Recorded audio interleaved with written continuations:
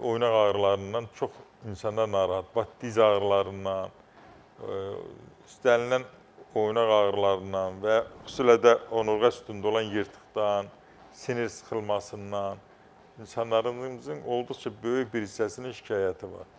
Mütləq mənada onun qarşısı bircə şey deyim ki, bax, bu onurğa sütununda və yaxud da dizdə həmişə hər zaman vətərin, onurğa sütununda olan o fəqərələrin qidalanması üçün nə lazım olursa, yəni ona birbaşa damar getmir ki, oradan qidalansın. Hərəkətlə, vakuum sistemindən, hərəkət eləndə, idman eləndə o nə olur?